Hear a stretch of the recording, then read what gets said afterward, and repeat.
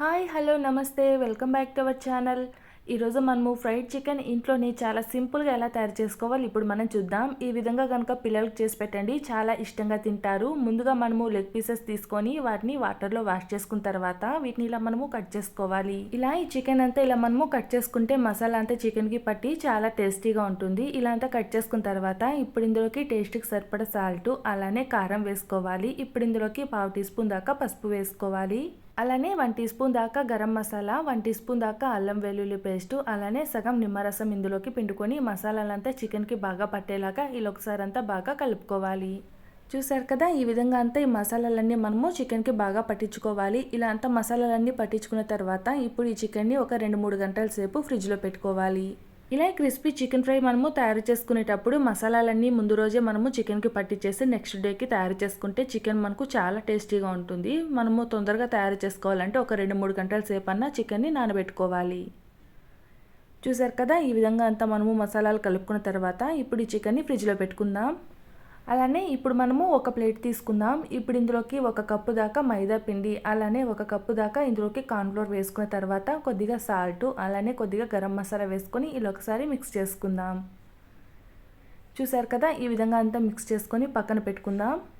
అలానే ఒక బౌల్లోకి ఐస్ వాటర్ తీసుకోవాలి. ఈ ఐస్ వాటర్ మనము చికెన్ని డిప్ చేసుకొని మళ్ళీ మనము కోట్ చేసుకోవడానికి ఐస్ వాటర్ చాలా యూజ్ అవుతాయి. ఇలా ఇవన్నీ మనం తీసుకొని పక్కన పెట్టుకున్న తర్వాత ఇప్పుడు మనం ముందుగా కలిపి పెట్టుకునే చికెన్ కూడా తీసుకోవాలి.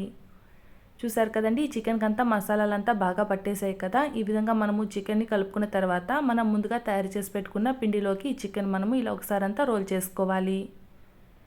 చూసారు కదా, ఈ విధంగా అంతా రోల్ చేసుకున్న తర్వాత ఇప్పుడు మనం ఒక బౌల్లోకి ఐస్ వాటర్ తీసుకున్నాం కదా, ఐస్ వాటర్లోకి చికెన్ లెగ్ పీస్ పెట్టేసి మళ్ళీ ఒకసారి పిండిలో మనము కోట్ చేసుకోవాలి.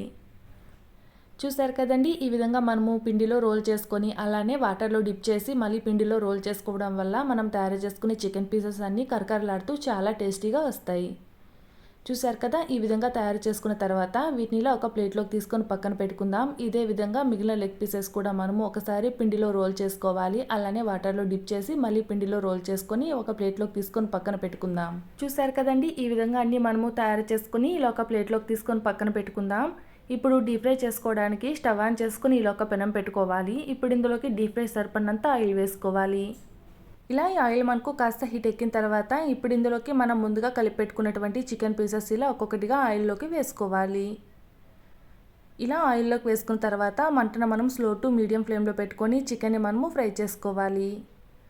ఇలా ఈ చికెన్ ఇలా ఒకవైపు కాలిన తర్వాత ఇంకో వైపుకి ఇలా టర్న్ చేసుకుంటూ ఇలా 2 వైపులా మంచి గోల్డెన్ బ్రౌన్ కలర్ వచ్చేదాకా ఫ్రై చేసుకోవాలి. చూసారు కదా, ఇలా మనకు 2 వైపులా చికెన్ అంతా మంచి గోల్డెన్ బ్రౌన్ కలర్ వచ్చిన తర్వాత వీటిని ఒక ప్లేట్లోకి తీసుకొని పక్కన పెట్టుకుందాం. ఇదే విధంగా మిగిలిన చికెన్ కూడా ఆయిల్లోకి వేసుకొని ఫ్రై చేసుకోవాలి. చూసారు కదండి, మనకు ఎంతో టేస్టీగా కరకరలాడే క్రిస్పీ చికెన్ తయారైపోయింది. చాలా టేస్టీగా ఉంటుంది. మీరు కూడా ఒకసారి ట్రై చేసి చూడండి. ఎలా వచ్చిందో కామెంట్ చేయండి. ఇలాంటి మరిన్ని రెసిపీస్ కోసం ప్లీజ్ నా ఛానల్ని సబ్స్క్రైబ్ చేసుకోండి, అలానే లైక్ చేయండి.